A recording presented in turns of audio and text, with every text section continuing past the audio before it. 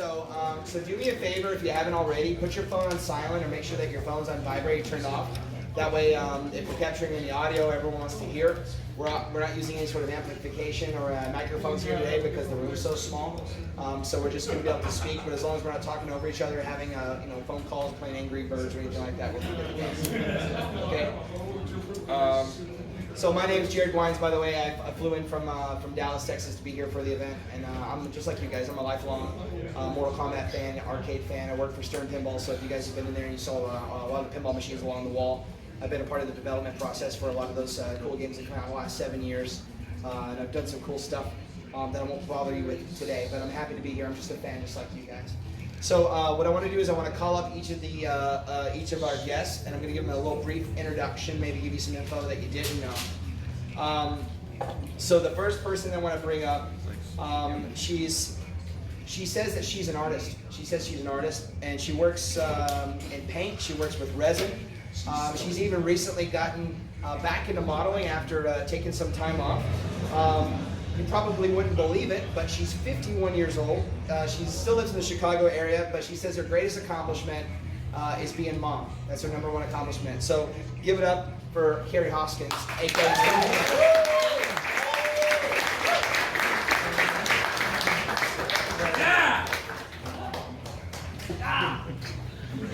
Carrie, as you guys probably know, was she joined the Mortal Kombat family for Mortal Kombat 3, and then would stick around for Ultimate Mortal Kombat 3, which is the revision, Mortal Kombat Mythology Sub-Zero. Also, she did some work for the lead-in to Mortal Kombat 4, and there was even a short-lived Mortal Kombat live tour. So you guys remember like the Ninja Turtles, like Out of Their Shells tour? They were doing a lot of this in the 90s, these live action tours for the summer. And there was briefly, I think it was only 1 year ever, there was a Mortal Kombat live action tour that kind of went around. And she was the only character that was a real-life character from the game who actually portrayed herself on the live-action tour as well. Everyone else, they brought in a different actor to portray the different characters, but for Sonya, it was Kerri herself portraying Sonya right off the screen and into, I guess they were going around stadiums or different places they were going in the 90s, and she said it was just a year of her life that just zapped away, but she loved it.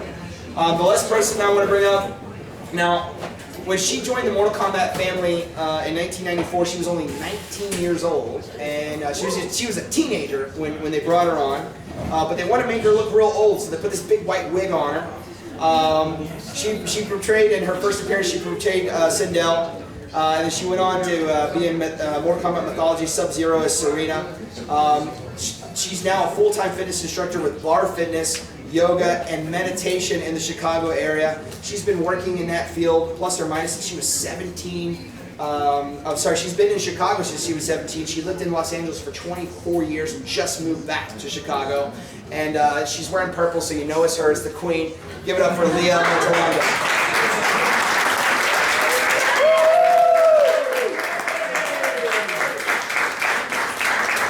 Came out of the elevator this morning. I saw her in the lobby, and she's just got the rock star purple on. I'm like, oh, it's Sindel.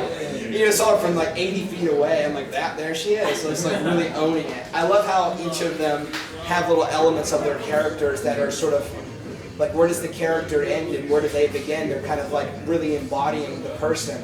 That's really cool. This next guy I'm going to bring up, he's the biggest dude in the room.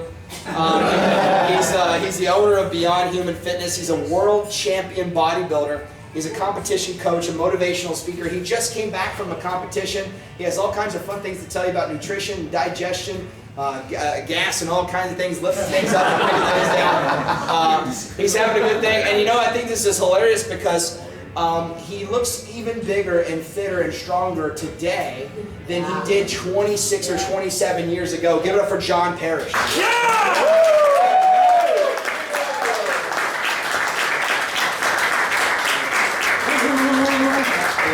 The original Jax, and I was talking, we were having lunch upstairs earlier, and this is just something you can't make up. John was telling me he was actually in the military. He served in the Army, and he actually at one time held the rank, or maybe even beyond the rank, of the fictional character he portrayed. Is this true? No, I wasn't a major. You didn't get up that, but you were in the armed forces. Yes, I was a staff sergeant. Okay, so you know, in real life in the military, then portraying a man who is a special operations in the military, it's just cool little things like that. I love those details. Thank you for your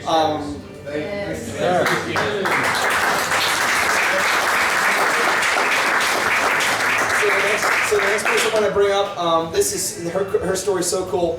In 2014, she wrote a book called The Ultimate Guide to Strength Training Through Martial Arts, and she's currently writing a new manual for the speed and sports for speed and sports performance training. She's the owner and trainer of the POW Gym in Chicago for the last 20 years.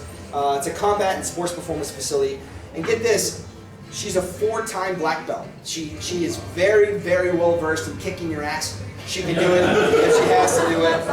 And she says, man, my entire life, honestly, my entire life has been dedicated to martial arts, fitness, and training. But she left the Mortal Kombat part of her story out deliberately for a long time because she didn't want people to think that her success in life or her ambition was because she was in a video game. She wanted to get the credit for herself, for her own talent and her own accomplishments. And she's just recently, I mean like in the last year or so, really kind of really started to embrace her role. But she's the original Princess Katana, Melina, and Jade. Get it up for Katalin Ogren.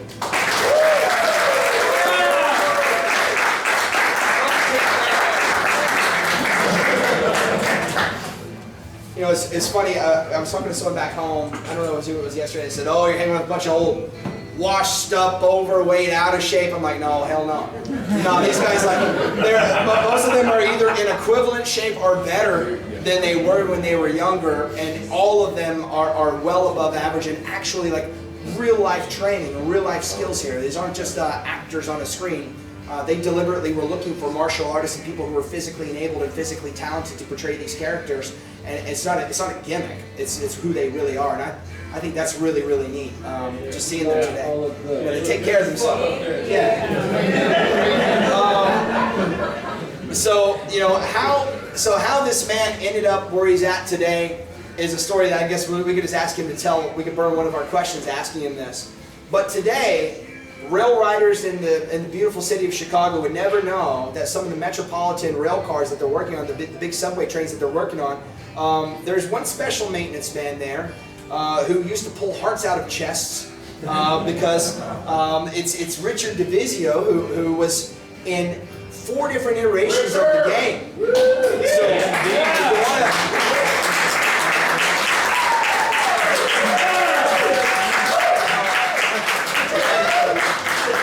I gotta give so much props to Richard because he really carries the team, and so to speak, with being in 1, 2, 3, and 4, and he's very passionate, very, very passionate.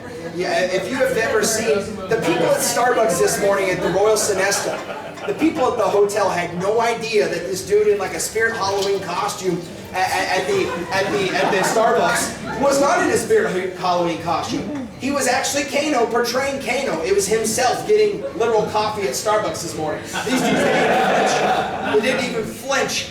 And I'm thinking, man, they have no idea. They probably put quarters in to play this dude, make him jump around and get kicked in the nuts and everything else they've done over the years. But he was, 4 different iconic characters, been on the side art, been since Mortal Kombat, since there was Mortal Kombat. And he actually has combat training as well. He started doing Kung Fu training when he was 13 years old.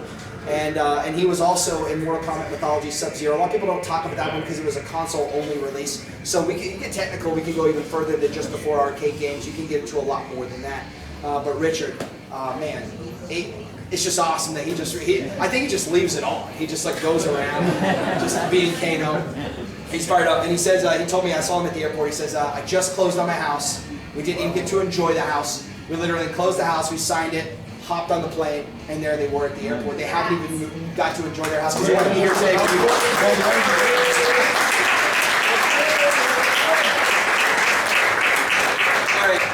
All right, and this last guy I want to bring up, man, you gotta love him. He's a master level martial artist in traditional martial arts. I asked him how many black belts he wants because, you know, me with my stupid mind, I think if you have black belts, then that's the ultimate. He says, well, some of the martial arts that I practice in, go back thousands of years old. Really, a lot of Americans in the last 80 years have really come up with this whole black belt idea. Some of the martial arts I train in, we don't even say the word black belt. We talk about mastery and mind and body mastery. We started going off into the twilight zone with some of the talk here. But he's the owner of Master Pesina's Martial Arts in Chicago for the last 21 years. He's been practicing professional martial arts since 1969.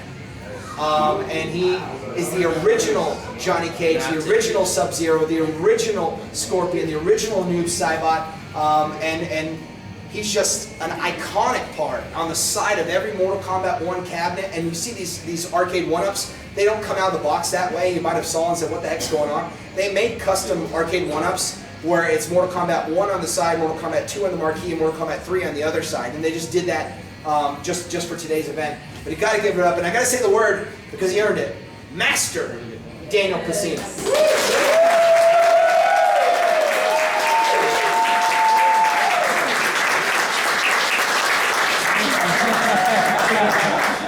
I would tell him to get over here, but you know, that's, that would be expected. Never gets old. So, so these, could we kill the music, Rob? Is that possible? Oh, yeah. Okay, cool.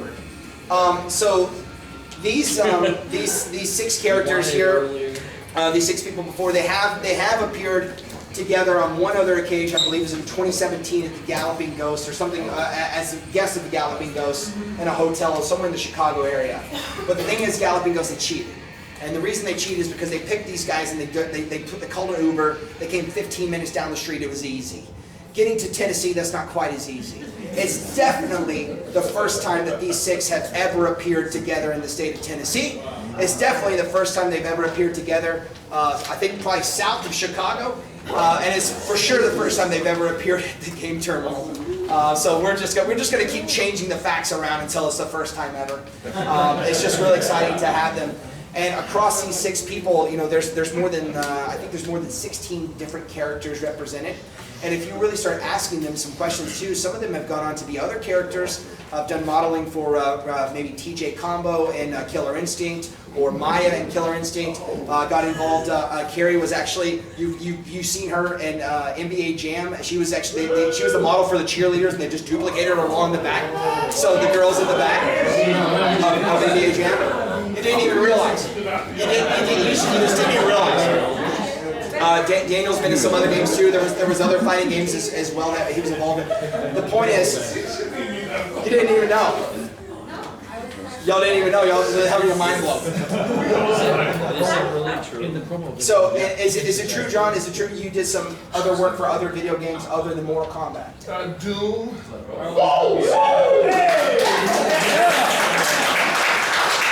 I was actually the TJ Combo when they came out. The original TJ. TJ. I still got the gloves at home.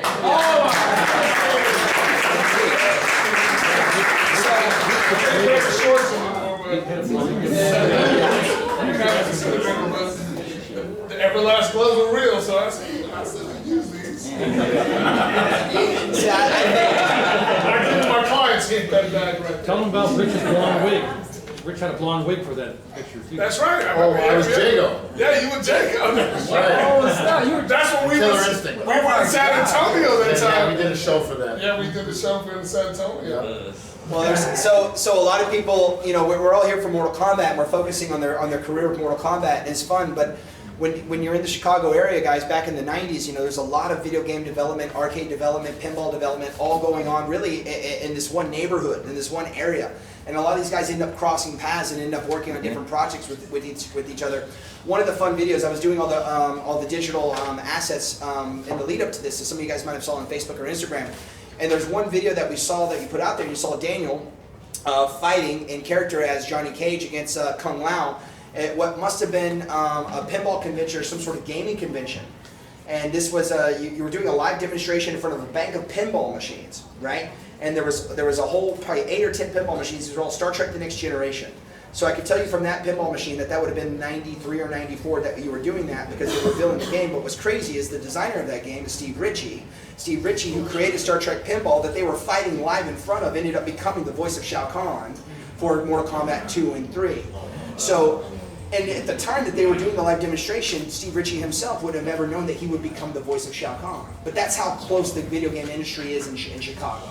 And stuff overlaps like that, and there's a lot of cool stories. So I want to ask just a couple of cool questions, and then I want to open it up to you guys. So that way, you guys all paid to be here, and thank you for that. So I want to ask just each of you, and I know you've been doing it since the 60s, but what got you into martial arts? What got you into martial arts? But before you were into it, what made you say, I want to get into it?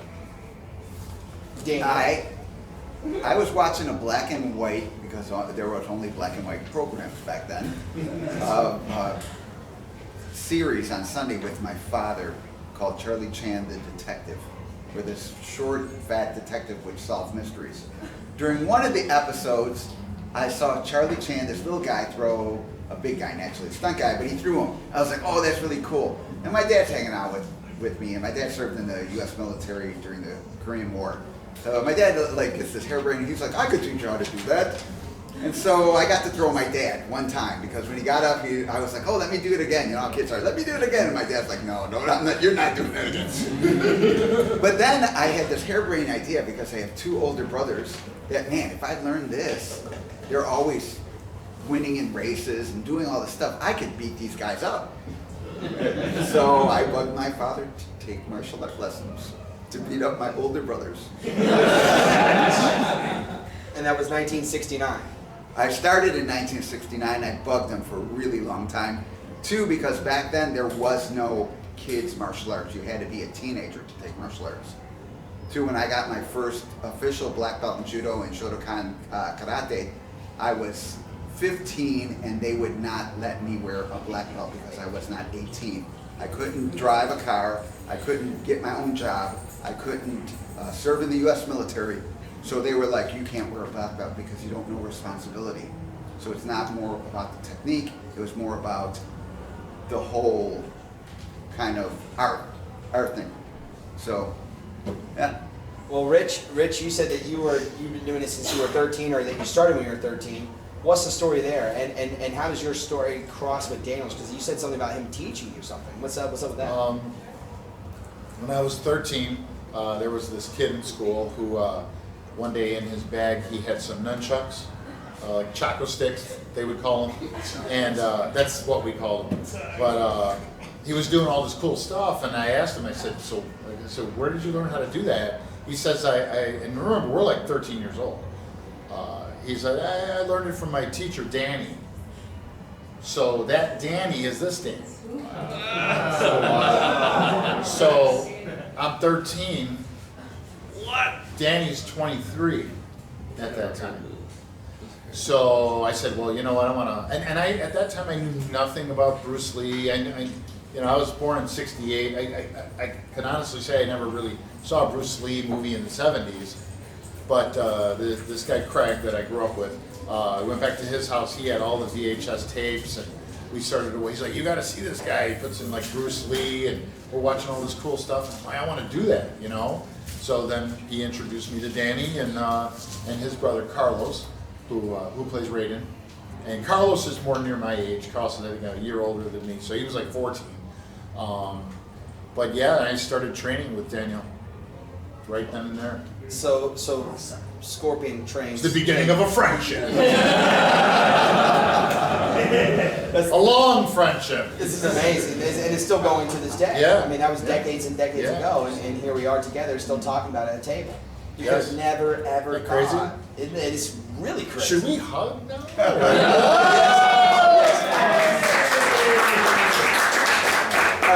So Katalin, so you know, when I was talking to you back there, you're saying basically the whole synopsis of your life, if you had to dial it down, has been martial arts training, kicking things, going and like. So you said 4 black belts. So where does your story begin with martial arts or throwing fists or legs around? When I was 6, I went to go watch my dad train for the Golden Gloves, and I always was fascinated. My family, they're Cuban exiles, so when my mother came to this country, she was a fanatic boxing fan. The Cubans kind of kill it in that department, just saying. Yeah. So she was in love with this fighter named Telefono Stevenson, who was a very, very famous Cuban boxer. He's like one of the most winningest boxers. And I was like, oh, I think he's so magnificent too. I just like fell in love with him. But then I also loved Bruce Lee, and I wanted to go do all these things. The answer was no, no, no, no, no, because girls were not allowed to do it in the 70s. And finally, my mom just found like this like karate instructor that allowed me to take classes, and we did it in secret. And I would take classes, and then I would be dismissed, and then my class would start. And I would sit on the outside watching it happen like I was like somebody's sister. And then you just kind of like kept training and kept training. So I always joke, my husband's joke is that I'm the most rejected martial arts student of all time. So fast forward, I kept training, really, really loved it, picked up boxing and all this other kind of stuff. And then went to another martial art. And then at the time, and Danny for sure can attest to this, in the 70s and 80s, you did not train in more than one martial arts at the same time. That was like disrespectful. That'd be like a classical ballerina wanting to be a street dancer in the 70s. They just didn't do it. You did it completely in secret. So I would literally, like in secret, go from one school to another school and pretend to be bad. And it just, you know, eventually it didn't work out. I just kept training and training and training. And then I started to get into ground fighting and jiu-jitsu, and women were not allowed to do that. So I got kicked out of a couple schools in California. And then literally, I can remember we went to Japan, and I was like, I'm gonna go to Sakuraba school. I'm gonna train, and he's my idol. And I know you guys follow the original Pride and MMA. Okay, well, they're amazing. So my husband and I flew all the way. He was my husband at the time. And I was like, because I was working in Asia, I was like, we gotta go to Sakuraba school. I'm gonna train there. It's gonna be amazing. And I'm gonna be like, just the coolest female jiu-jitsu player of all time. I wasn't that good yet, by the way. But I wasn't that good at jiu-jitsu.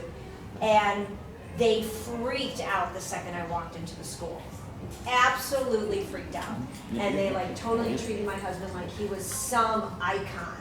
And he was just a big white guy from America. There was nothing special about him at that moment in time. And they would like not let me come in. I couldn't touch past another place. So that happened. Then I flew to Brazil, to Rio, and I was like, I'm gonna train at the Hickson Gracie Academy. Completely. So it was like this kind of like battle of like where to get your training in.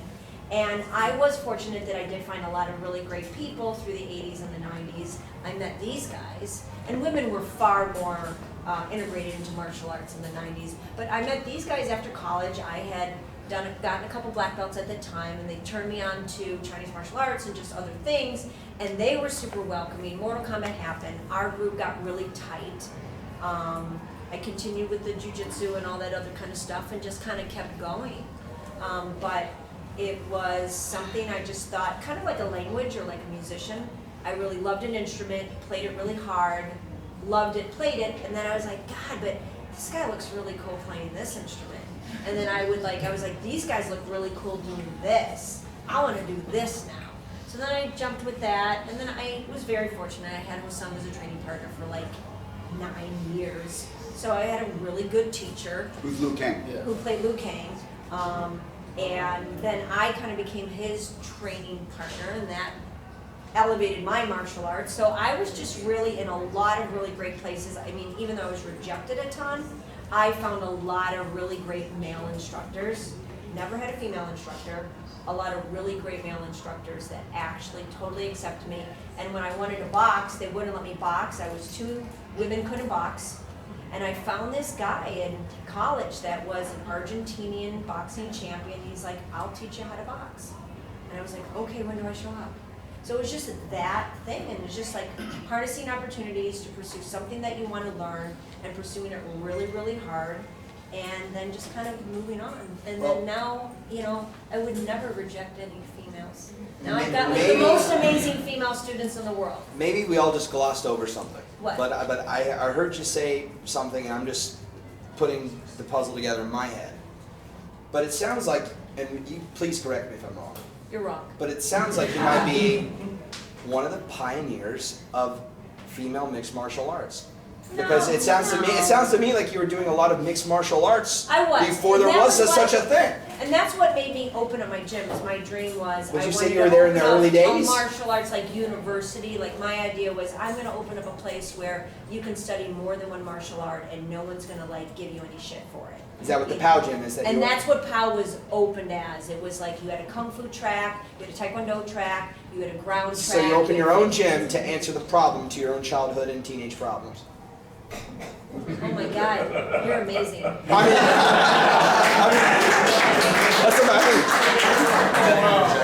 Yeah. I just want to interject and go back just real quick. So I told you when I was 13, you know, I had met Daniel and his brother Carlos, who plays Raiden.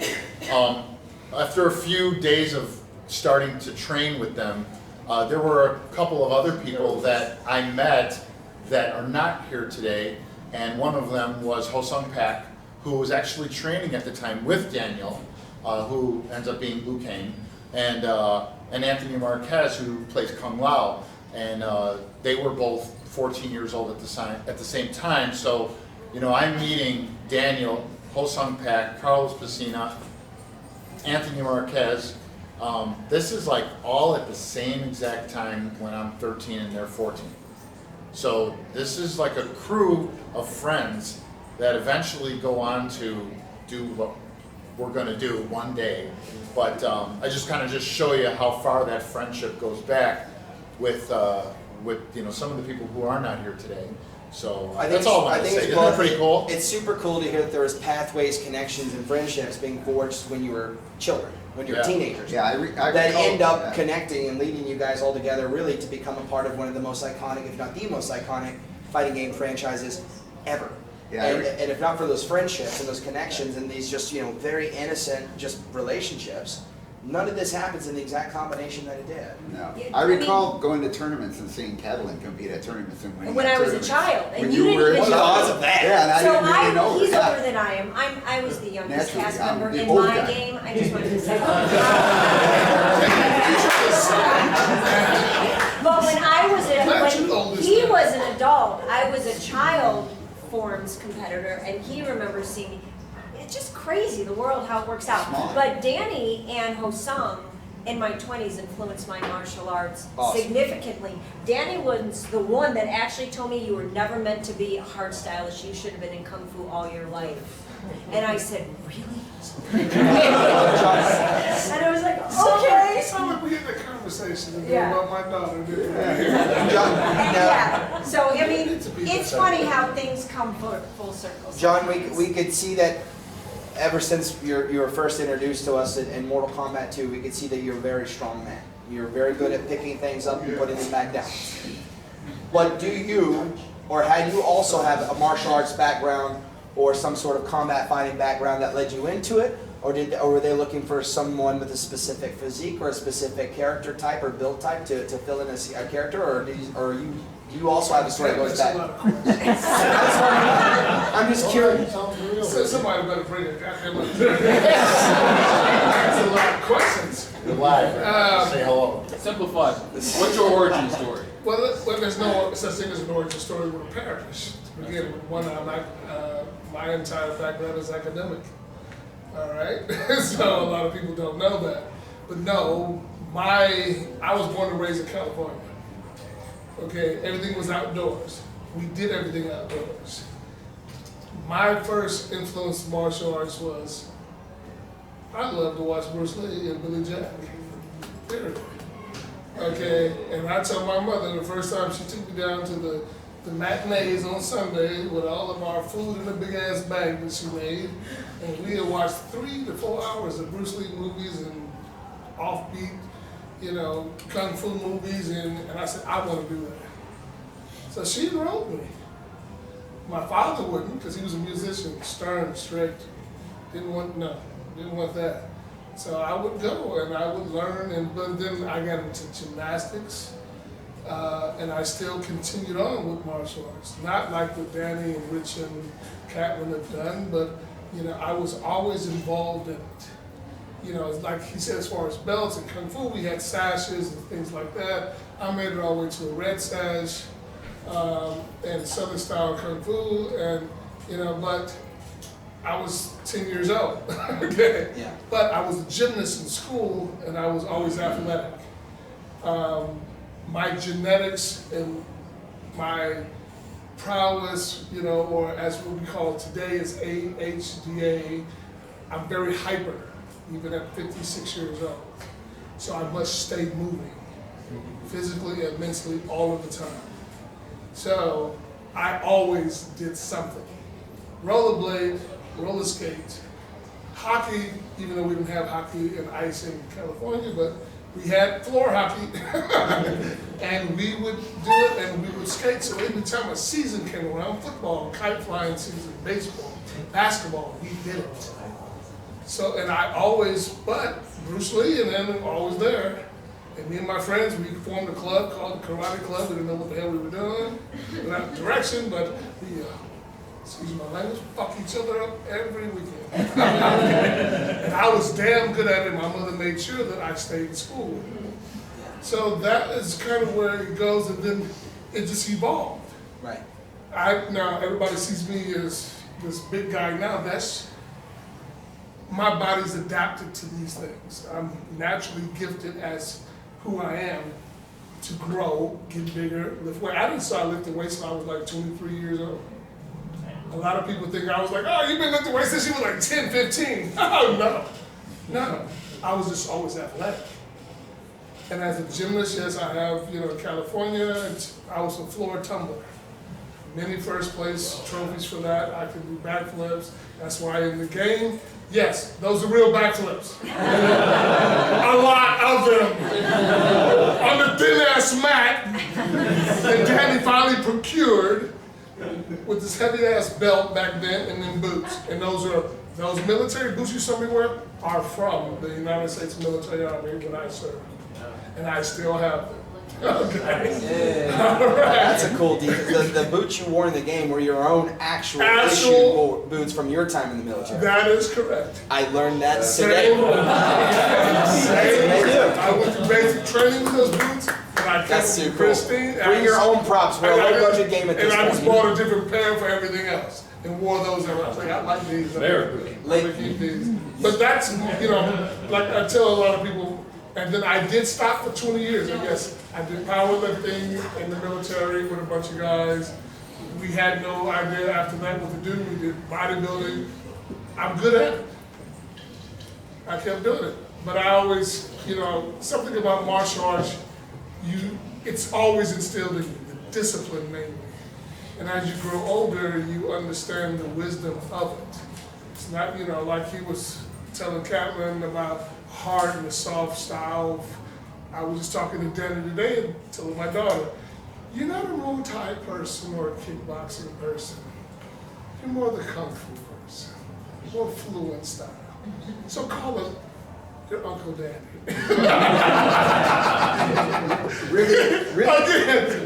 Really quick, before he continues his story, I need to interject. When we were looking for a person to do Jax, there was a Mr. Universe, and there was also a Mr. USA up for the running, besides John. But I knew John then, and the other guys were ripped. John was big, but I've seen John do a split. And even one time I saw literally John from standing still, but like this, there's a desk at Lakeshore Athletic Club. There's this high, and he barely flexed his leg when he jumped on top. And then I was like, that's Jax. And then I went in and I told, because John had the pictures of the other guys, and I was like, but this guy, we don't need to babysit. I don't need to work on lifting his leg, or you don't really have to reposition, because in the end, for me, because I'm a martial artist, I could tell when you do not know martial arts. A lot of people say, oh, how can you tell? Man, it's like wine and water, right? You know, when, at least for me, I know when you don't really know that much martial arts and you know a lot of martial arts, because you're just into it. So I was like, I've seen him do a split. We don't have to babysit him. He will be fast. He'll get in there, because, again, they're giving us 9 months to create this game. And even for number 2, where you're still kind of in the conceptual creation of a lot of things. So I was like, this guy will get the whole job done. So And he did. Yeah, his athleticism really, really is impressive. But yeah, please. Yeah. And you know, going back to that, you know, I mean, you know, and I've always saw them at the gym and everything, you know, and again, when he saw me do that, and they were doing box jumps, and I said, that's not how you jump. That's just not how you do that. And then when he saw me, I said, this is how you jump. Yes, I can actually take even to this day at my weight, you know, actually jump on top of something over 70 inches tall. Okay, and I have no problem doing it, and backflip right off of it with no problem. That's about that height. There you go, right there. Yeah. You know, 73 at the top. you know, and people say, how do you do it? And I said, well, I'm into fitness. And I said, understand how your muscles and body moves, and then you'll understand how to flow like water. You know, but that is my background in, you know, the whole, you know, and then fitness, I mean, fitness is second nature to me. I mean, it's like waking up every day. Right. It's You know, ingrained. it's just what I do. I've always done it, even though I'm good at other things. You know, I tried the corporate route, graduated, got degrees, got letters behind my names, like a lot of other people. Means shit to me, because I was not happy. But what I do now, besides Mortal Kombat, is very fulfilling. And when I got back into fitness, I told my wife and the rest of the family, I said, since I'm getting back in, which I'm never getting back out, I'm going to intertwine all of it together. I'm going to take everything I learned in business, everything I learned in IT, everything I know in martial arts, everything I know in fitness, and then Mortal Kombat, and merge it all into one. And I will be then happy. Okay? It's not about the money, it's about being happy and being around the people that are without you fans, trust me. I mean, 30 years, was it 35 years almost? No. Next year will be 30 years. 30, God damn. You're telling me. But I mean, that is, you know, that is the journey, and you know, the military teaches you discipline and honed it in, and you know, this is where I am today. You know, so this is basically what I do. For those who follow me, which seems to be a lot of you, you will see everything I post. I walk the walk, and I definitely, when I'm talking, and I say it, I'm going to tell you the truth. You may not like it. I love it. But I'm gonna tell you the truth. And I'm not, and I, like I was telling the kids today, I said, I ain't trying to persuade you one way or the other. That's entirely up to you.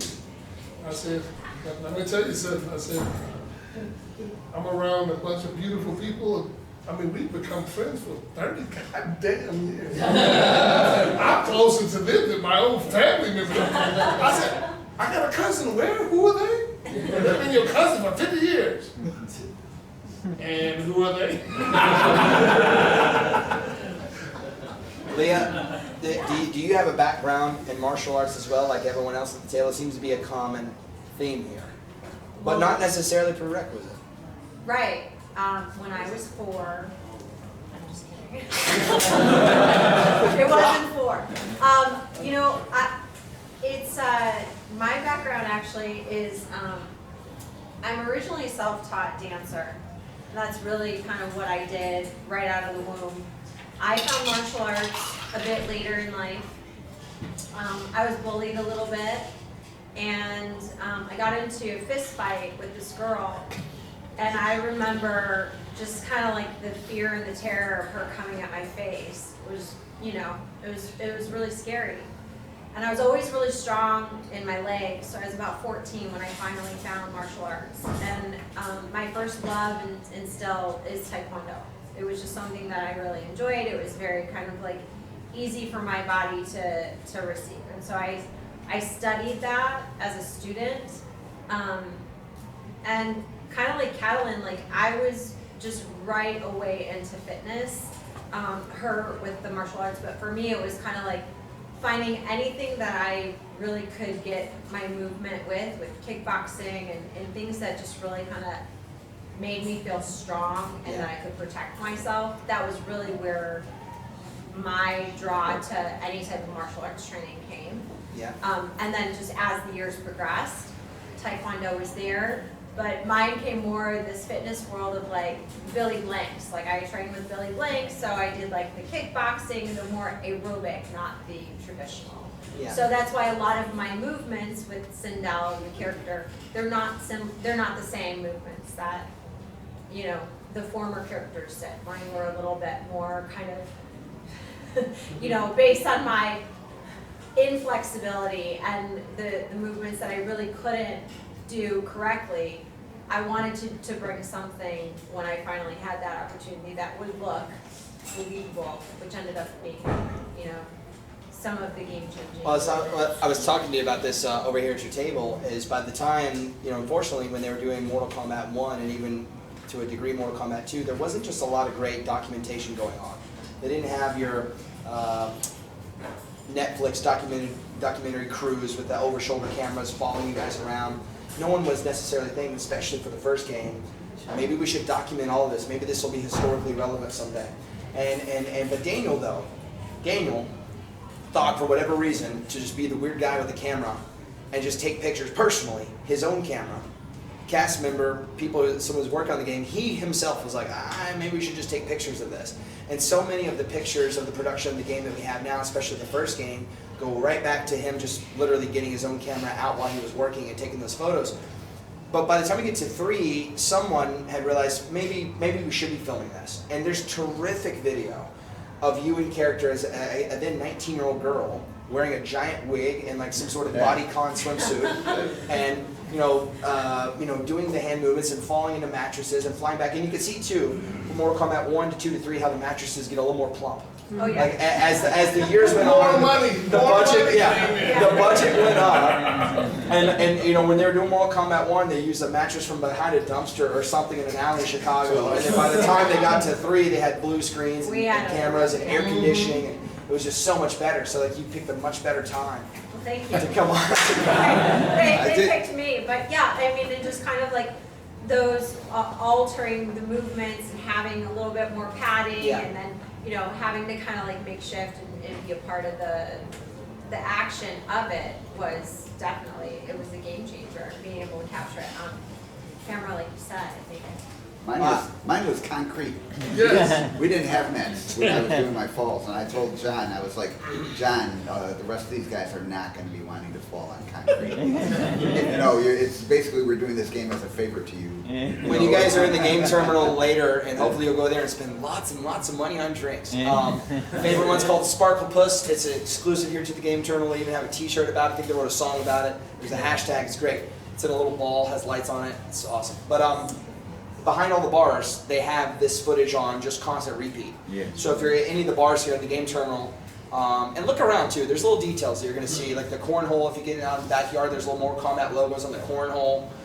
There's little Easter eggs and stuff all around this place that we just put in just to make the experience cooler for you guys. But look for some of that footage on the screens behind the TV. And last but not least, Kerri. Again, I think one of the things that you told me that was so surprising. You're here because you're Sonya Blade. You're here because the green and the white, and you're Sonya. But the truth is, and you were proud of this, is you're like, actually, Jared, I've worked on like 12 different video games, and that's unique. That spans beyond Mortal Kombat. And I also thought it was really unique and funny that there was this live action tour, like in the 90s. Like I said, there was this whole just kind of cultural thing where anything that was cool or relevant needed to have a live action summer tour. And they did this with like Ninja Turtles and Power Rangers and everything else. Everything had a live action tour. And then they did a Mortal Kombat live action tour, and they sort of recast everybody for the fact that they had to go on tour and live out of a bus for a year. But you're like, I'll do it. And like the real Sonya becomes Sonya on the tour too. So, but before we talk about that, what is your background in martial arts, or is there one? Tell us about it. Before Mortal Kombat came around, I really had none. My background started in boxing, just like Katalin. I wanted to be in Golden Gloves. My brother was in Golden Gloves. He was a year younger than me. And I wanted so much to fight him. And they wouldn't let me join because I was a girl. You want to fight your brother? It was just so ridiculous. I think the girls keep ass. I know. My daughter beat the hell out of her. So at home, my dad, every time we get in a fight, he'd say, okay, let's put the gloves on. And I would get to fight my brother at home. And that was pretty much my training in boxing growing up. And then as I got older, you know, they let girls play sports as far as like fighting went. So I joined a team in Minneapolis, and it was based on WWF wrestling and boxing, where we would tour clubs around Minneapolis and we would fight each other. We'd start out boxing and it would turn into WWF wrestling. Right? Entertainment. Yeah, it was entertainment, and I'd be spitting beer in guys' faces. I was actually the heel, you know, fighting the baby faces, and I don't know, I always thought I looked like a baby face, but Nope. they thought I was Spitting the heel, beer. so. You know, It was a lot of fun. It was a lot of fun. just don't see this. Well, Oh, I can be a bitch if you want me. please don't piss her off. So, well, I want to know, and we're going to get to your questions, because a lot of you guys have some great questions. I want to give you guys the opportunity. But how many times did you practice that split punch? How many times did you have to go down and do it? And how did they even film every single character? You know, I saw you have this great graphic over there that says "You Got Caged." If you guys didn't see this over on his table, it's hilarious. And basically, every single character is getting you know punched in between the legs. But that's not CG. That's you really going down and doing this. So how many times do you have to practice that or do that for them to capture it? Well, one, I didn't want to do it because it was, you know, I will pay for a Jean-Claude Van Damme movie, but I will not do a parody. I will not act like Jean-Claude Van Damme.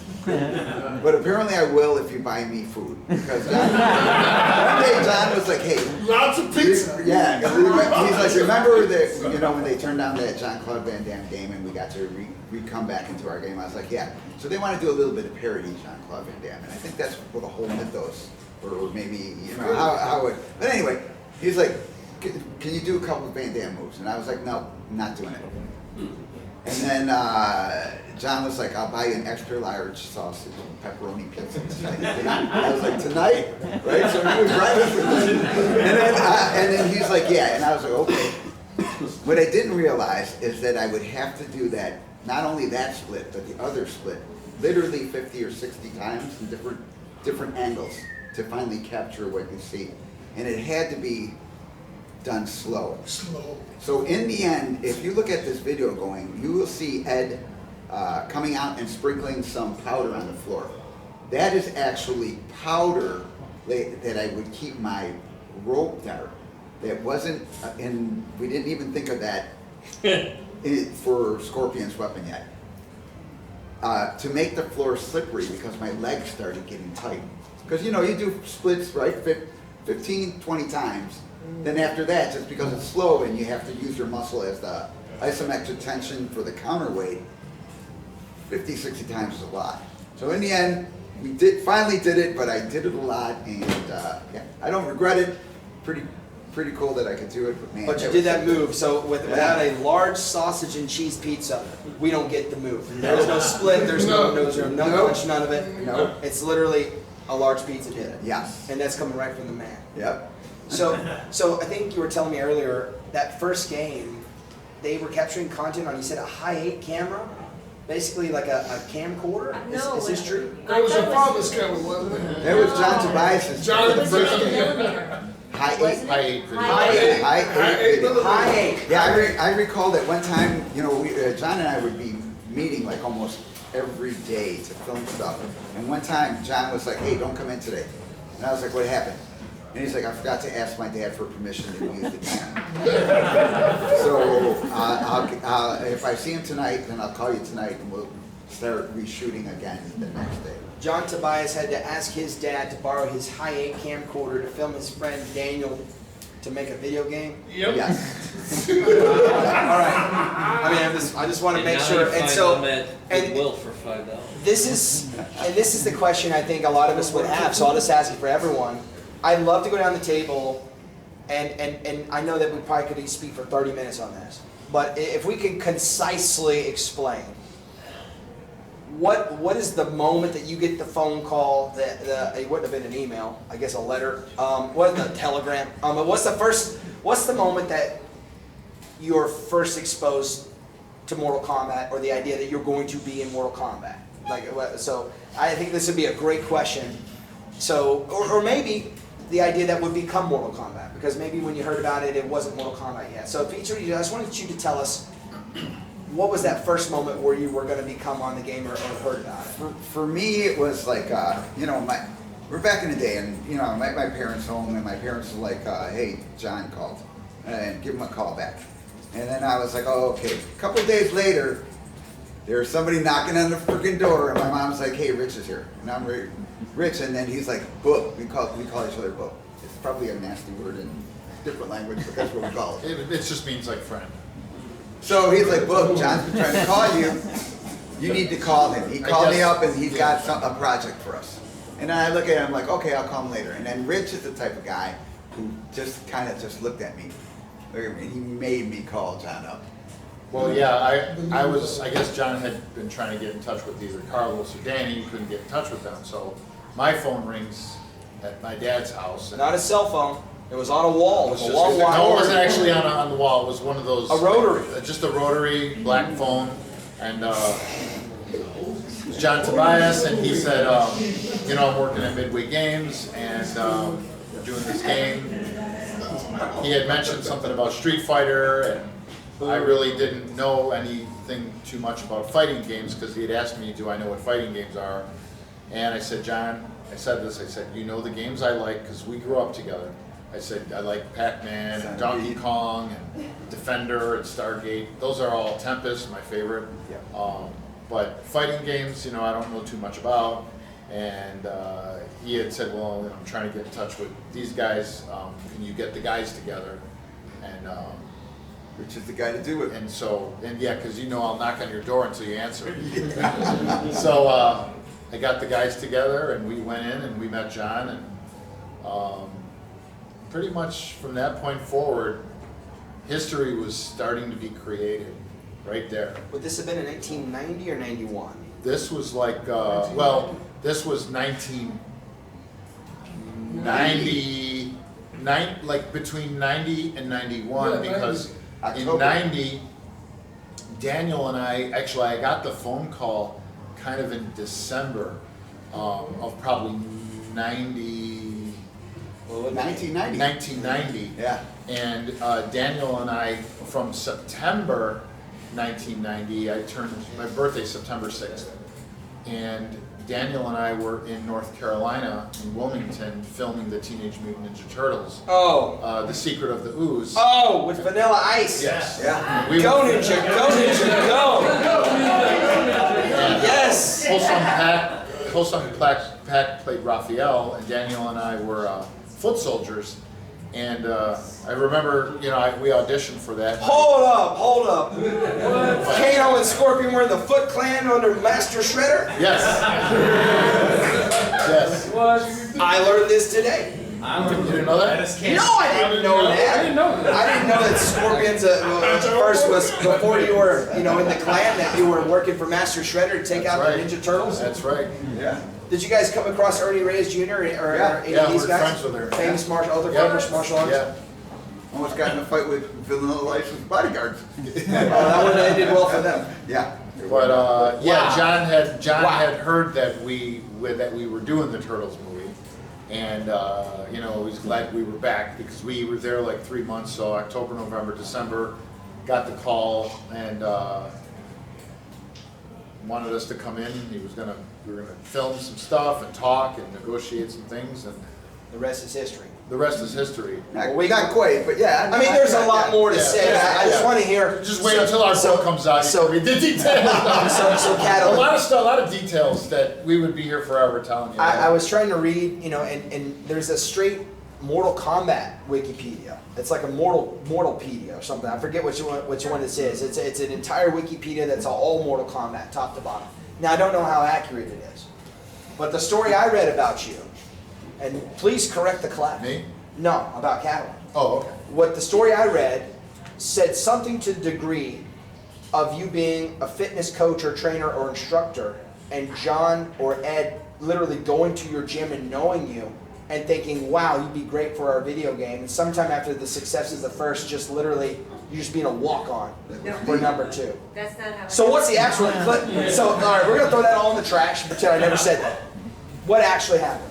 So Danny, if I remember correctly, Should we explain Okay, so Okay. Daniel, myself, John, Parrish, we worked at a place called the Lakeshore Athletic Yeah. Club in Lincoln Park in Chicago.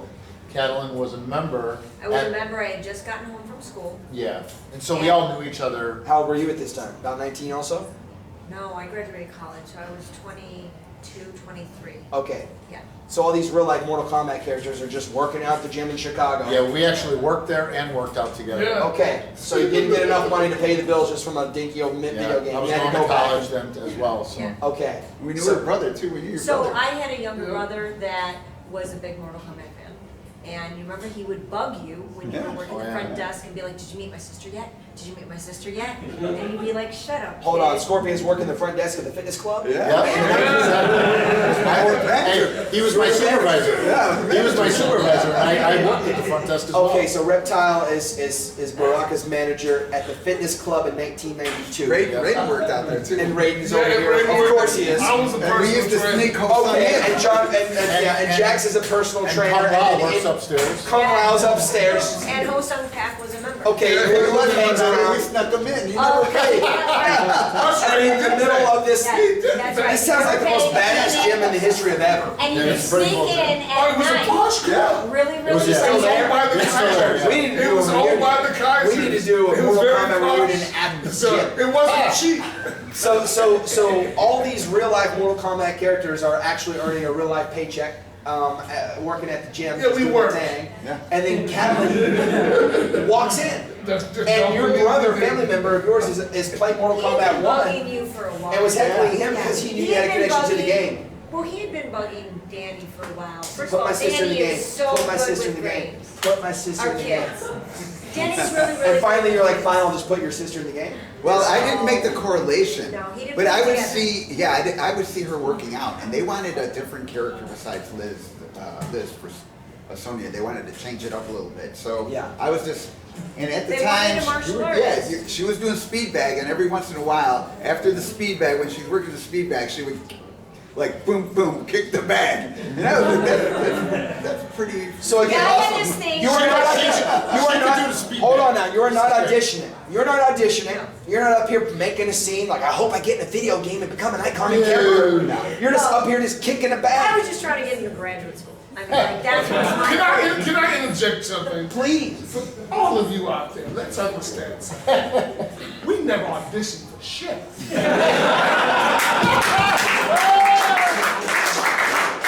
This isn't like we got a resume, we read a motherfucking script. No, it's not how that worked. I mean, when Danny came to me, he's like, yo, dog, man, I got this. Okay, man, you gotta see Mortal Kombat 1, blah, blah, blah. I'm like, okay. There's a client, I come downstairs. I'm like, oh, this is cool. Yeah. He's like, how do you like it? The kids are gonna love it. I said, but you know what? Ain't no damn brothers in the game now. I can't say that today, unfortunately. But back then, it was like, and it was a joke then, you know. I'm like, no, this is a great game, man. I mean, that's you? I mean, man, y'all did this right. And then he said, next thing you know, he's like, 2 weeks later, he comes back with a picture of Jax. And I'm like, oh man, that dude's well, he's more ripped than I was. And I'm like, oh shit. I said, man, who the hell's that? It's Jax. You wanna be there? I'm like, who, me? Yeah. I get paid? Yeah. Where do I go? Where do I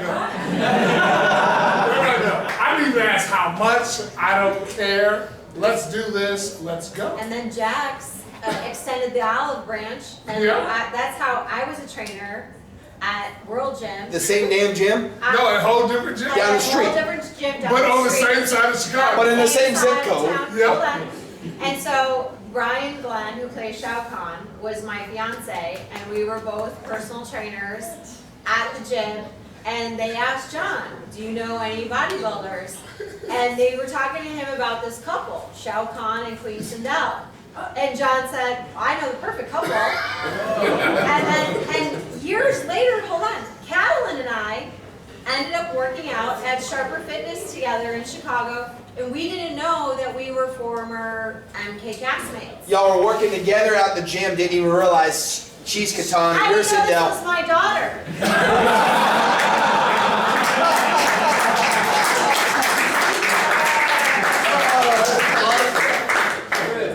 And, yeah. She's younger. Yeah, that's what I was like, Not that Cat lives that old. Yeah. Just by a couple of your weeks. story is just like more like, oh wait, we didn't audition for this. We just all happened to be in the right place At the right time. No, that's not quite true. They're really chosen for their athleticism. Well, we were chosen I because they were athletic at the right time. But we weren't like we all did like But we that's went to hold a on. formal audition or like. Like I But said, I that's was what eyeing I other think people, that's what but we they were talking were about exceptional. with the characters and the portrayals of the actual movements was when I came in, you know, there's some footage where you'll see Ed, he's like, just do the front flip. Like he just wanted me to do the front flip on the blue mat. You just can't. And you see me and I'm looking at him and I'm like, I'm wearing a 30-pound wig on my head. I'm not really attached. Yeah. What if I just go backwards, you know, and I do that drop fall, and my body is so straight because my wig was as much as my butt.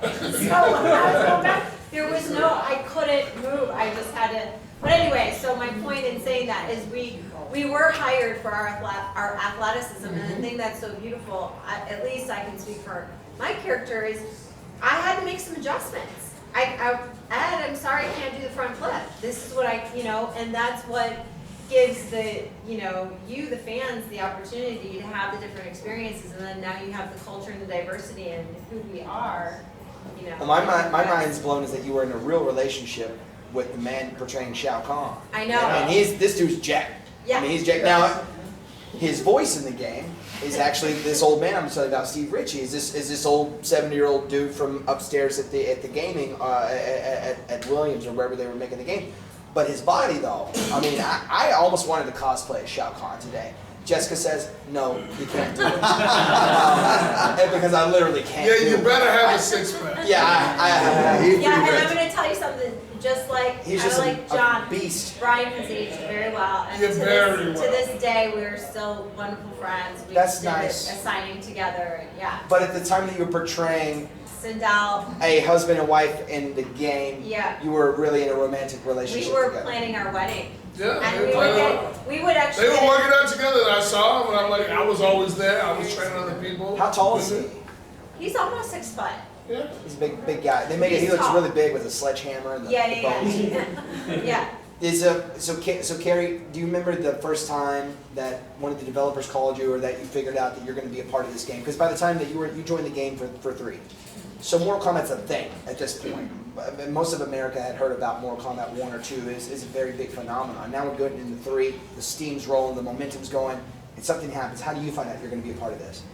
Well, I had already established a rapport with Midway Valley. I had already done 3 games with them. My first game that I did was NBA Jam. I was actually working at Playboy, doing modeling, hair and makeup production. And I was doing Missed that magazine. So good. That magazine, yeah. It's classic. I did a lot of work for them. I was working as a producer for Playboy, for the flats. And Jack Hagar actually called into the office one day, and he was looking for a cheerleader for NBA Jam. And the people who answered the phone said, "Hey, Carrie, I think you should take this." So I answered the phone and I said, "Cheerleader? Yeah, I'll do it." And I had no idea what I had committed to or anything. Had no idea how to do cheerleading because I was always in the art room painting. Yeah, you were never an actual cheerleader. You just wanted to portray one. Absolutely, I was a gymnast. Yeah. So I showed up, brought a friend, and we did that game, and it was successful. So they hired me for Revolution X, where I worked with Carrie Smith for the day. Do we have one of those out there, Patrick? Rob, Yeah, we have. do. Yes, we do. We have a Rev X. Back there, I have one extra in the office. I need you to sign both of them, please. So in Revolution X, so NBA Jam we have out here. You're in that game. Revolution X. What's your character there? It's a big one. I was 2 characters in Revolution X. I was actually the cage dancer. That's my favorite. As like a 9-year-old boy, I'm like, ha! That was you? There were a lot of hearts on that live, right? Yeah, and I was. We're gonna go play it. We're gonna go play that game. You were So Helga. many hearts Yeah, I all know, of I a saw sudden. So you had done 2 games, both of those commercial successes. And then how does that lead exactly into Mortal Kombat? And then War Gods came around. Okay? I was Vala for that, and by the time Mortal Kombat 3 came around, they were looking for a new Sonya, and they just asked me to do it, and I said, yeah, sure. Just like that. You say, work. I remember, you know, they used to do these players guides. You guys remember going to Blockbuster Video in the 90s? They'd have these big, like, you know, Sears catalogs that has all the cheat sheets. And also they would have some behind the scenes footage of them producing the game, some of the characters, some of the great pictures, I guess, that you took. Some of these would end up in these books. And they show them. And I remember thinking, when I saw the one for Mortal Kombat 3, I'm like, Sonya looks different. And I don't know if it was just the outfit, the stripes, and you know, but I could tell it was a little different. And so some of the characters, like Kano, really like stayed the same left to right. And then some of the other characters would change even per iteration. I never knew there was another Sonya. Yeah, she's the only. Well, let's just forget all the others. The funniest story about me doing Mortal Kombat 3 is that I didn't even know what the hell Mortal Kombat was. It was a game for me. And then it turned into this big thing. Yeah. And I was like, I should really learn some martial arts. Because then they hired me for the tour. Well, then you got a crash course in martial arts. Yeah, and so I was on tour, and we had to train in the Catskill Mountains for 3 months, 12 hours a day. Pat Johnson was my trainer, and he was a choreographer for Teenage Mutant Turtles. Yeah, famous Hollywood choreographer. Karate Kid. And when he first saw me, he said, she's useless. And he didn't want me on the tour because I didn't know martial arts. And word got back to me, and I was like, I'm going to prove this motherfucker wrong. Oh. That's So what we C.T. had- Fletcher says. We had 2 companies. We had East Coast and West Coast. And so there was another Sonya on the tour. Yeah, not the real Sonya. And as we were going through all our training, I would get up before everybody, I would work out, and then I would train with everybody during the day, and I would, you know, stick to my schedule, and I had stuff for crew. Meanwhile, the other Sonya had ice packs on both knees and was in bed because she was so sore. Oh. So I was not only doing my part, I was doing her part too, so the other team members, you know, could practice. And by the end of the tour, I had learned enough to get by for our show, which we did like 3 to 4 shows a day, so it was no joke. And Pat Johnson came up to me and says, I just want to apologize to you. In the beginning, you know, I said some words, and now I just want you to know that you have balls of steel. You earned his respect. And yeah, and that meant so much to me that, you know, this man that I looked up to, at the time he was like an 8th degree black belt, and he said, you're good enough. So, You are good enough. Aw. You're the best. So, but before I hand over here to the fans, let's have 2 more quick questions. Have you ever, any of you guys ever listened to that Mortal Kombat song while you were working out or driving your car really fast? I am a former fitness competitor, and I actually did an entire fitness routine to that song. Did the people watching even realize specifically that you were from the No. game? No. So that was an Easter egg for you and you alone. Right, it was for me and me alone, and it was just really kind of more thematic. And you know, when you compete, you have 2 minutes on stage, and you have a theme, you have music, a costume, and so it was really right around that time, and that song was so popular. And, Oh yeah, it was. Yeah, Technology, I EDM. ended up doing really well. So any of you guys ever worked out to that song or listened to it, or is it kind of like an earworm where you just rather would not? It played, you know, I never minded it. So even today when I hear it, I like it. So it's kind of, you know, just one of those things that we just kind of, you know, because when Dan Forden was creating it, I would hear him creating it like often, because his office was right next to where the storage room we were filming at. When we first started. Yes, it was a storage room. It wasn't a film studio, it was a storage room. First day of filming, John and I spent 2 hours cleaning out an area to film. Then that's when he put me in front of the camera and said, okay, do something cool.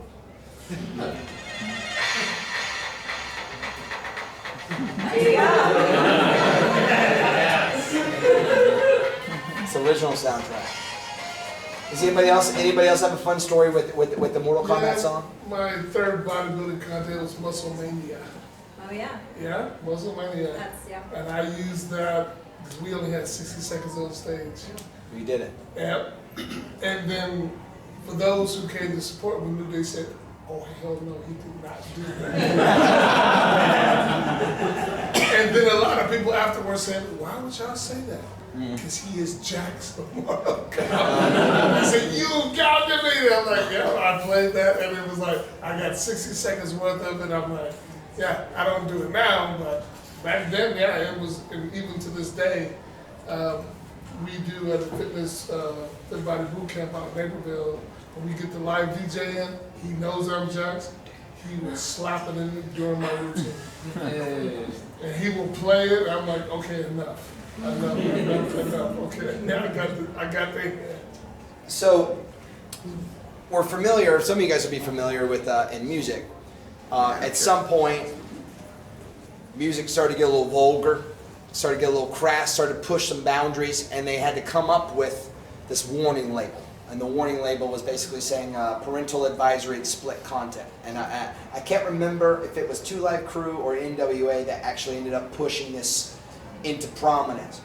But there was a mark in musical history where once now it's like a badge of pride. You want to get your, parent advisory sticker on there. Well, in the same way, Mortal Kombat was extremely controversial for the violence, the gore, the fatalities, the blood on the screen. And in 1994, we come up with the ESRB, which basically is the video game version of the same thing. And it's this video game rating system. So you guys remember, there was just a box. Some of you guys even had the box. They were autographing. I mean, if you have like Mortal Kombat 1 or 2, some of these are not going to have any rating on it at all. But at some point we jump over, and now we have a video game rating rated M for mature. M for mature. Do you guys take credit for that? Do you think Mortal Kombat is... Oh, no, Mortal Kombat. Ed Boon and them were up on Capitol Hill. I saw that in the congressional hearings. I said, don't do it, Ed. Don't say beep. Because they asked him a question. I said, that's the dumbest. And Ed was like, Ed smirk. Well, so... Wait, did he do it? No, thank God he didn't. Yeah. I wanted to know. I was like, oh. No, but going back to what he's saying, yeah, that's, and after that moment, because of the lady in Utah, and I forgot the name of the congressman who pushed it through. Tipper Gore, yeah, all of them. Same thing with weed and everything else there, and steroids as well. They're the ones who pushed it through. And then you got ratings now. Oh, I meant like just whoopee. No, he didn't do that. No, thank God. So when that live action movie came out, was it 95? 95? Now, first of all, the one question is, why in the hell weren't you guys in the movie? Which is probably its own question. But second of all, were you guys in the movie watching yourselves in 1995? Be like, there I am, not in Hollywood. I mean, like, how was it like to see the characters that you guys made famous turn into a live action movie that took over America one summer? For one, if you look at the bar and you look that scene that you described of me fighting Kung Lao, and then Rich is going to fight my brother Carlos Rayton, that fight scene was set up for Larry Kasanoff because they were like, hey, here's your chance. Do a demonstration for us, and you're going to be in the game, in the movie. In the movie. And that's so typical of Midway. We did that demonstration on Yeah. there in Reno, Nevada. Yeah. There was a Oh, convention. yes, I remember that. And Larry Kasanoff, head of Lightstorm Entertainment, he was to meet us to kind of see what we looked like, and at that moment he would decide like whether they wanted to use their own Hollywood people or use the real people from the game. So whatever decision they made, they were probably like, yeah, we want to get people that look different or whatever. And he bought the rights, so he could pretty much do whatever he wants. Yeah. He doesn't have to use us because Yeah. he owned it. He bought it from Midway, so. A lot of it was so many excuses came out. The one that returned to me was, we were too short. I actually auditioned in Chicago, and I got the call back that the reason why I wasn't cast as Cinderella is because I didn't live in Los Angeles, and they had the budget wasn't big enough to fly me out. Right. And I messed up my audition.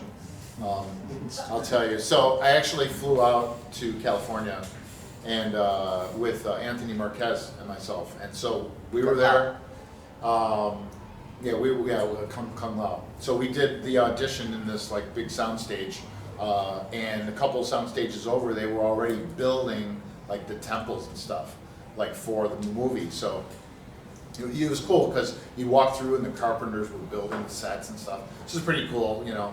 I always like behind the scenes stuff, but we'd be in this like loft area of the soundstage, and there were all these martial artists in there, just a bunch of them. And Paul Anderson, the director, he was there, and Pat Johnson, that's another story. He actually became the choreographer on the Turtles film. There's another story for that. But anyway. We can't do that one in public. Yeah, we can't do that. So anyway, so all these martial artists are there, and I think there were some like roles, like that extra roles that if we did well, you know, they would put us in the movie. I think all the main roles were gone. So, but in the end, when they called my name, Yeah, but none of us got yeah. eventually. So when they called your name, you had to kind of go up there and do like your martial art, so Paul Anderson could like look at it and go, oh yeah, he moves around good, we'll use him. Yeah, the non-martial art guy deciding who. Yeah. does So, you know, I went up there and I Big said, way. my name's Richard DiVizio, you know, my style is Chinese Kung Fu, and I'm gonna do this martial art for you or whatever. And I also said that I played Kano in the original Mortal Kombat video game. And I probably shouldn't have said that. So then after I went, Tony Marquez went and did his. And we had it planned where when Tony was done with his fight, with his kata or his form, I ran out there and did a flying sidekick, jumped over him, and we had a set routine, a fighting set that we did.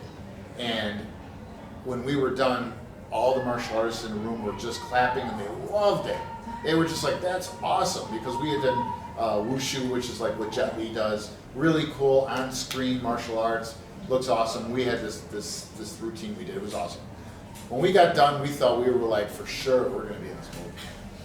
So the next day, we were in a studio, and in the hallway, they have a list of who is going to be considered. And our name was not on the list.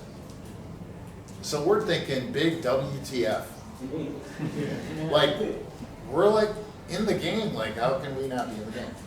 The only thing I could say is we were young, and we really didn't know, like, you know, yeah, you should probably not say things like that when you're in the film. I mean, when you're there, you shouldn't say like, oh, I'm in the game, so I should be in the movie. But we were young, we didn't know. But I was pretty pissed off at the time. I'm like, I want to be in this fucking movie, you know? So, yeah, we had gotten a call through, I think Ho Sung called us, and he was good friends with Pat Johnson. And Pat had called him and basically just said, yeah, you know, your guys from Chicago, Paul Anderson, didn't like what we had said, that we had kind of voiced out loud that we were in the game and stuff. So Why would that But we're offend ready them? now, so Yeah, whenever the exactly. call comes. You got black hole. So, We are. but we learned our lesson. We shouldn't have said able it, but to fulfill the roles, and I'm much closer to Sindel's age now. maybe cameos. Yeah, so we got a live action movie this year. I would assume that you guys all went and saw that or have seen that on Yeah, the demand, new movie's awesome. right? A lot of technology, a lot of upgrades in that. But where's the cameos at? You know, where's the cameos at? Even Power Rangers got it right, you know? Yeah. I don't so- even know if they know we even exist. Well, They know- maybe the fans can they change know- that. Maybe we need to get They know we a exist. we get a petition going. So, man, I think it'd be so cool in the next live action Mortal Kombat for us to have some of these iconic characters at least acknowledging But the they're cameo. making 3 more. Well, that's 3 more opportunities. Let's go. That's right. Hey, so I want to turn it over to you guys.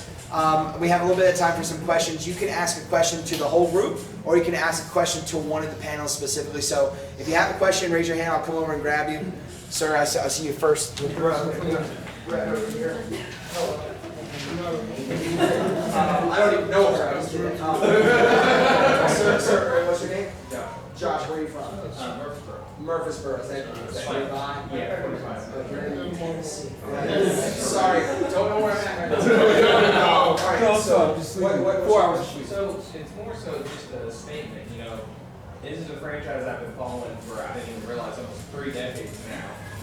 And hearing y'all's personal stories, something I didn't know anything about, just gave me so much more respect for all of y'all to be doing what you're doing and to take time out to be here today, you know, and telling us about it. So, you know, I just really want to say thank you for coming out and doing this. It means a hell of a lot. So, yeah.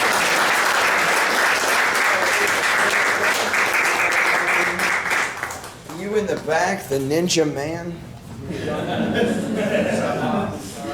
All right. What's your name?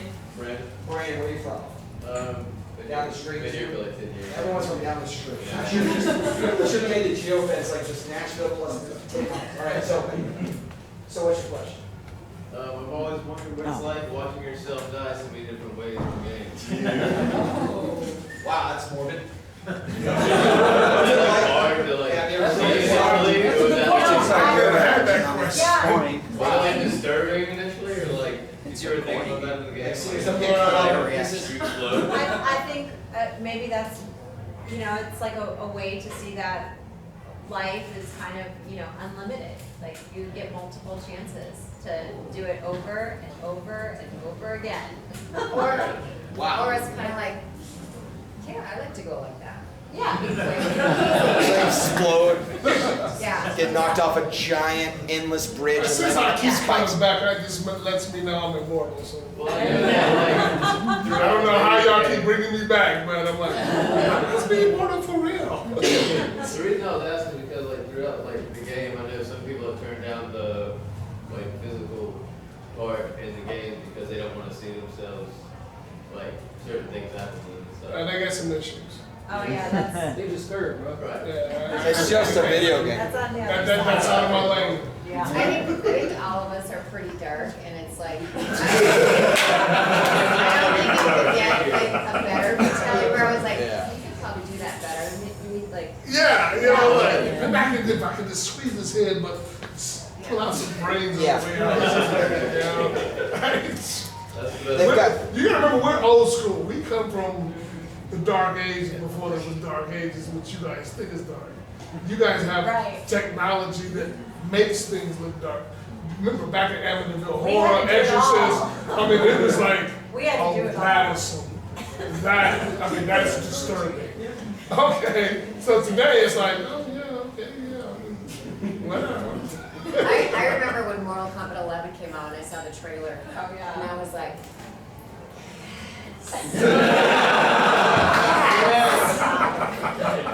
now it's real. Yes! Well, I love how in Mortal Kombat 11 they've done all the throwback costumes. Of course, you have to pay extra money to the DLCs to get them. Yeah. But you can basically make any of these characters, really, they're Mortal Kombat 3 versions. They're even the Mortal Kombat 2 Yeah. versions. You know, you can customize the characters to kind of be whatever you want. You can basically have a high-resolution 4K Mortal Kombat 3 Sonya Blade in the game if that's what you want to play.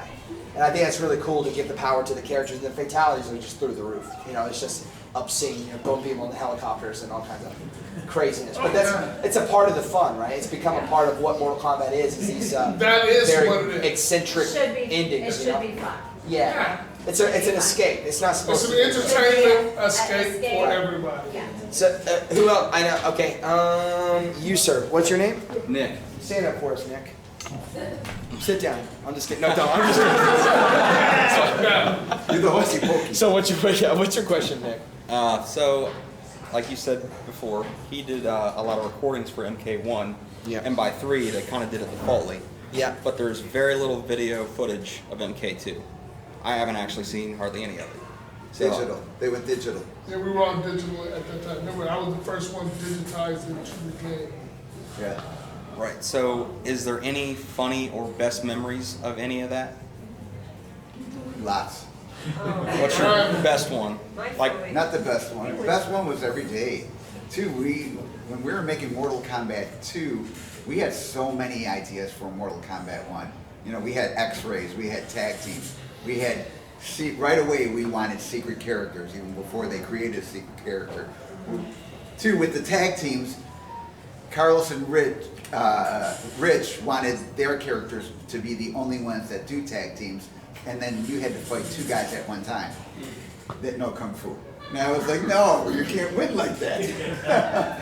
And so, you know, we had, you know, when we did Mortal Kombat 1, we wanted each character to have 3 fatalities.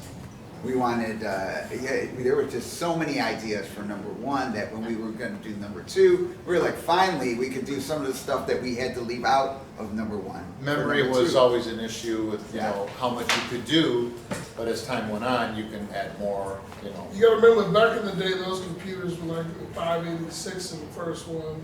A lot of them were shot on analog. By the time we got to number 2, you're talking about the first Pentium 1, 2 computers. Okay, we still didn't have Adobe Photoshop yet. So it was a lot. So even when you're running a high 8 through there, okay, everything was really slow. I mean, it's a lot of frames that we would never see, that you never saw. By the time they were able to digitize this, okay, even then the computer, you know, the technology still wasn't up to par to catch everything. And the ideas, like they said, we would sit there like, what are we gonna do today? I don't know, let's try this. I don't know, let's try that. Oh, let's take a dart, throw it here. Whatever sticks. Hey, that sounds good. And people ask me, I say, well, I don't know, I thought about this, I thought about that, we said this, we said that. Next thing I know, oh, that's in the game, damn. Okay, I mean, that's just, you gotta understand something. I mean, this is not like it is today where you go to school and you gotta write a storyboard and you gotta have this and you brainstorm. We created right then and there on the spot. We come in, what are we doing today? I don't know, but today, okay, Danny wants to do this, Ed wants to do this, right. Okay, and then, okay, this is what we're gonna do. You're gonna film this, John, or if she came in, well, they asked film. Like, what would you do if you were gonna fly? Yeah, if you go, yeah, some weird shit. So I think, so what I'm hearing, and this is another really cool detail, it seems like the characters themselves and the cast members all were a part of a collaborative process to add features to the game, details to the game, movements, personalities. It wasn't so much imposed on you by some overarching storyboard that these guys in the room had made before you came. You guys were all creating it collaboratively as you went. Right, they would ask us. That's great. And the main person who had the ideas was John Tobias, who always go to Danny, and Danny said, this is how, you know, we should proceed, and you know, and then he would come to us, and we all sat as a family in a group. Yeah. We didn't sit like they would just act like, what would you do? Right. How would you block someone from coming at you? Yeah. You know, how would you trip somebody? That was how I got my low roundhouse, the one I kept back sweeping over and over. I mean, when Danny asked me, he said, John, can you do a backflip? Well, yeah, what kind? Full tuck, half tuck, you know, lay out, which one you want me to do? Okay, you know, I mean. I think he did them all. And then you had me with boots on, I said, now this is gonna be a problem, these damn things. And you put that heavy ass belt on me, I'm like, wow. And if you look at the transitions of the games between 2 and 3, I am 2 totally different sizes. Yeah. And people say, what do you mean? I said, well, 1, I was off season. 2, they caught me again 2 weeks before a bodybuilding show. And today, y'all see me in rare form. It's the day after a bodybuilding show. Okay. He's really ripped. And so I'm like, oh, I am not only ripped, but I feel good because I get to eat. And I'm hungry now. Do we have another question here? We'll try to get to as many as we can. I'm going to try to wrap up here in about 15 minutes, and I have an exciting, incredible one-time offer that they just authorized me. The management has told me. Yes, everyone's getting punched in the nuts. All right, What's your name? Jay. What's your question? So this kind of tacks on to what you were all talking about. It kind of, it's for all of you. Did you have any input into any like special moves or finishing moves that made it into the game? We all did. We all did. Yeah. It's a collaborative effect, like we said. I mean, we would sit there and say, you know, like they would ask her. Like physically, I couldn't do some of the things because I was wearing a 30-pound wig, and I didn't have the same type of training as my castmates here. I was much more at that time into my Taekwondo, my Billy Blitz. So I had my fast high kicks where I felt comfortable and I knew it would read well, and I could do it 1,000 times. I couldn't maintain the same type of. I didn't have that physical capability that my castmates. And also with that wig, I was fairly limited to be able to do Did you get to do the voice for your friendship? Yes. Yeah? Yeah, I believe so. Yeah, so I got to be, I was Right? like, Did we do our voices, Dan? That was kind of another we question. did some. Did you get to do the voices for your character? we did a little bit of voices, but I was there I was for in the 90 studio with Dan Ford. Okay. And 90% of the, screams and yells. 90% of the time I was there filming, so I got to do some problem solving. Like, you know, I missed one day, and then John was like, "Hey, take a look at this." So I looked at it, and it was Raiden's head kept on falling off and getting crushed. And then he's like, "We can't get the way that you get up." And I was like, "John, he's a god. He doesn't need to do what you do. He can just teleport up." And John was just like, "Oh crap, that's really cool." You know, and so, you know, I would be helping things like, you know, Sonia's Kiss of Death. Yeah, it's awesome. John was like, "Hey, think of something for Sonia." And then I was just like, you know, she has to do the kiss of death. And then Ed's like, "You can't because it's going to take too much time. We're getting close to that. If she gets too close, and she's going to react like she gets hit." And I was like, "She doesn't need to get close. She could go like this, blow, and the lipstick will look like a butterfly, and then it will hit you." Liz actually tells the story much better than I. But then, and when it hits you, you blow up in flames. And so, and John was just like, "That is really cool." So, a lot of the characters from 1 and 2 have something that, you know, like Jack punches the ground because there's a move in Tai Chi, Chen style Tai Chi, where you punch the guy in the foot. And I thought that would be really cool because Jax is really big. That he would, if he punched you in the foot, you would friggin' probably die. Yes. So yeah, just different things. So a lot of the even small things. A lot, you know. I always tell the story. Some of you guys have seen maybe on video or been to some of the shows that we've been to, but some of you might not know this, so I'll just tell the story. Again, as far as like ripping out the heart, I was a big fan of, there's like 3 different things. Ripping out the heart, I was a big fan of the Spielberg and like George Lucas, all the movies back in the 80s, and Indiana Jones Temple of Doom, when the guy gets lowered into fire and there's a ritual where the guy rips the guy's heart out, you know. I remember John just saying, you know, "What are we going to do for your fatality?" And I said, we were trying to come up with different things, and I said, "Let me just rip this guy's heart out." I said, "Why don't I just go over, just grab it, and I hold it up like that." And something like that, John said, yeah, that's cool. You know, so I got that from Indiana Jones and the Temple of Doom. Another day, we were filming, because I hung out with Daniel a lot, and he was filming for Scorpion, and so I always wanted weapons to be in the game, and I wasn't sure whether weapons were going to be in there or not. And I had said to John, "Are there going to be any weapons in this game?" And Danny had brought in his duffel bag a dagger that's on a rope, and I guess it's a Chinese weapon that's used to take like guys off their horsemen when they're in war or something. I don't know. He could tell the story, but anyway. Ed Boon, I think, wanted some sort of lasso that he could wrap around a character and pull him or something like that. But Danny didn't want the whole Wonder Woman thing. Yeah, so basically he wanted you to throw the lasso, and then you would be tied up, and then you could walk up and get 3 hits. So I told... I didn't like that. He didn't like that. So I said, Dan, I said, "Give me that dagger out of the bag." I said, "Just give me this thing." I said, "Why don't you just throw it into the guy and it'll stick in your chest?" And then I did this hand over hand motion. And I said, "And then you just pull him back and you tell him to get over here." And then I did an uppercut. So the words that I said was actually coining that phrase, which then Ed Boon ended up, his voice was recorded for "get over here."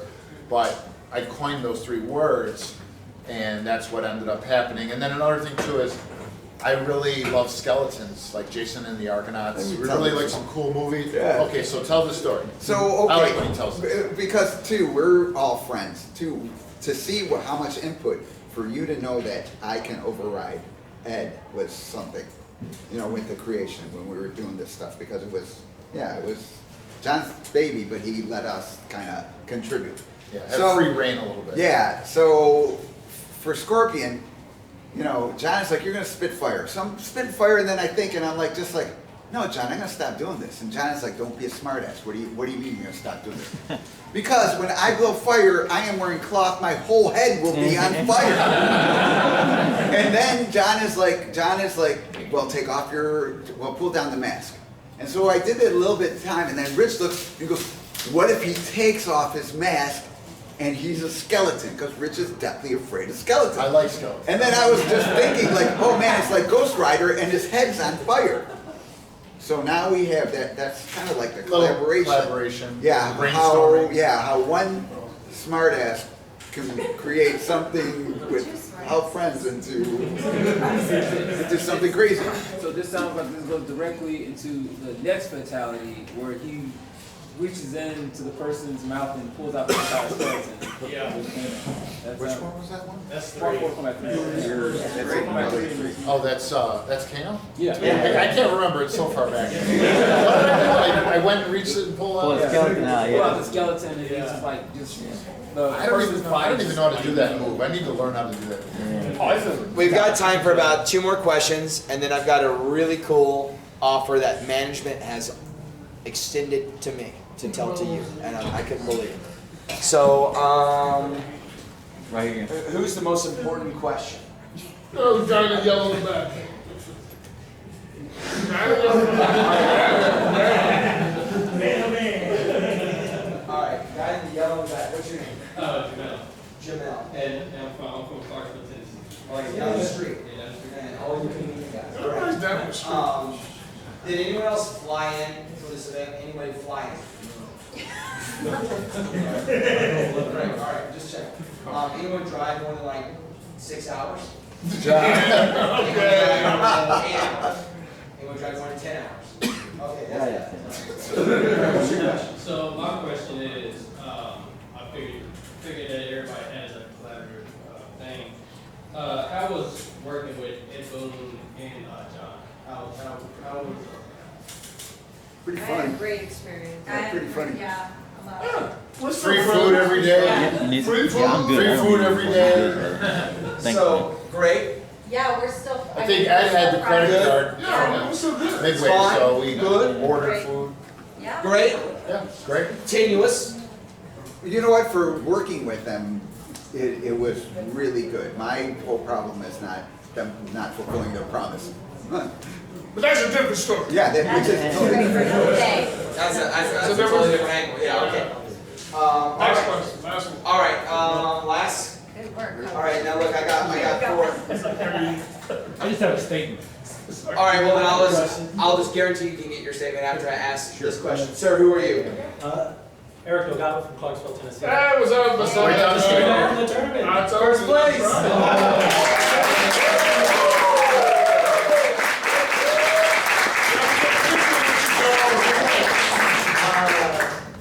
The question I have, it's actually my friend's question, but I'm asking for him. Oh. What is your favorite fatalities from the whole series? All right, what's your favorite fatality? Um, Either your character or any character. I would have to say anything that with the hair.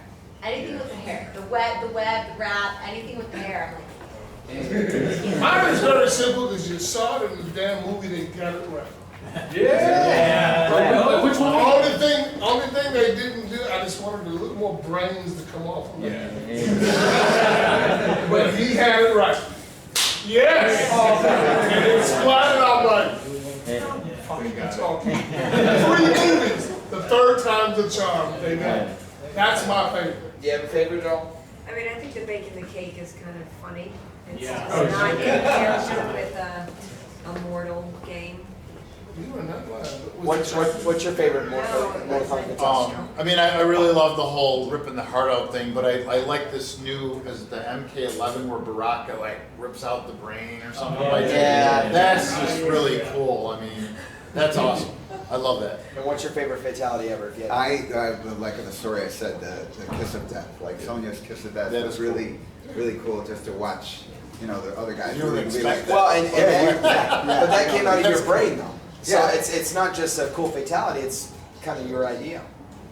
Yeah, well, it is my idea. But it's literally your idea. Yeah. I think the butterfly part of it was the most. You didn't expect what was going to happen. You think, oh, cute butterfly, right? Yeah, And well, boom. too, to have like the lipstick.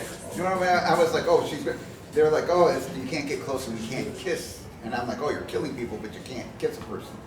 But which was really bizarre. But anyway, it's just the whole, okay, you're going to put it in your palm. I was like, you're going to kiss the palm, and it's going to be a little red, and you're going to blow it, and it's going to be out of the butterfly part. When I was like, and it's going to be a butterfly, because John looked at me like a butterfly, but when it hits you, poof, and then he would start cracking up. He's like, okay, we're going to do that. Well, you said that you wanted to have a statement, sir. You mentioned Steve Ritchie earlier. Yeah, good friend. He wanted to be here, couldn't make it today. He came up with the name Mortal Kombat. When they walked in the office, they had the list of all the possible names, like Dragon Punch, Mortal Kombat with a C. Yeah. He walked in and said, Mortal Kombat, you should change to a K, and that's where they came up with the name from. I wish we tried to get Steve here today. We did, and like I said, he's a friend. I work with him at Stern, and his schedule didn't work out. But if you ever catch Steve anywhere at any pinball show anywhere, he'll talk to you about Mortal Kombat or whatever else. I had a question for Carrie, but she was gone, but now she's back, so we can. I just wanted to ask her about what it was like to beat up Bam. Yes, all right. What it was like to beat up Bam Bam Bigelow. That was really fun. And he was very gracious and let me grab his ear and kick the shit out of him. So it was fun. And me with my background with WWF, I really wanted to suplex him, but apparently he wasn't limber enough at the time. Maybe he gained too much weight. I don't know. Well, you said you had a statement. Is that right? Oh, yeah. He had the statement. I had a question. All right, well, what's your question? I want to know what is the most this. unexpected thing that's happened in your lives as a result of your participation in Mortal Kombat? The friendships. You didn't expect that? No. No? See, there's a thing called 6 degrees of separation. Everybody saw in the movie. I said, this is beyond 6 degrees. I said, because it's so massive. No, that's what I mean. I'm hungry. I know. And it's definitely less than 6. I mean, because of the commonalities, 2, 3, how it's a domino effect that fell into place like a perfect puzzle. And here we are 30 years later. And we're really friends. Yeah, we're friends. Stuck with each other. Yeah. You know, a lot of games, even today, try to capture, like they say, lightning in a bottle. And it comes around every once in a while, and for this to happen when it did in 30 years, it's still going on. It's just, and that's because of you. It's crazy, that's what you know? Yeah, that's because of you. Yeah, you guys. You guys keep it going, so I'm like, well, then we gotta keep it going too. As long as you give him something to eat, he's good. I said, we'll be there. We'll be there for you. Yeah. Some kind of way. Well, I think this. And then when your kids get older, you said, my dad used to watch you. I mean, gray beard down there and shit. Okay. This has been a terrific panel, and I want to thank all of our guests. Let's give a round of applause for all of them.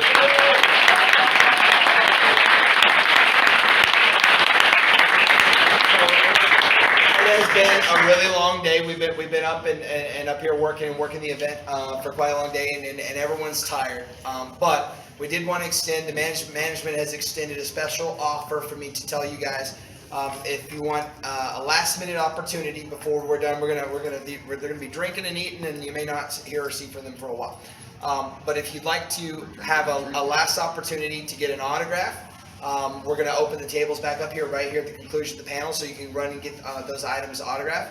But the management is saying that we're gonna do a special that with every autograph purchased from this point till we're done, you get a complimentary selfie, right? That's cool. All right, thank you, boss. So if you want to get any item autographed, get an autograph, you get a complimentary selfie as a special just for you guys here for the panelists until we're done. And as for that, on behalf of Game Terminal, everyone here, I just want to thank you all for coming out and being a part of this.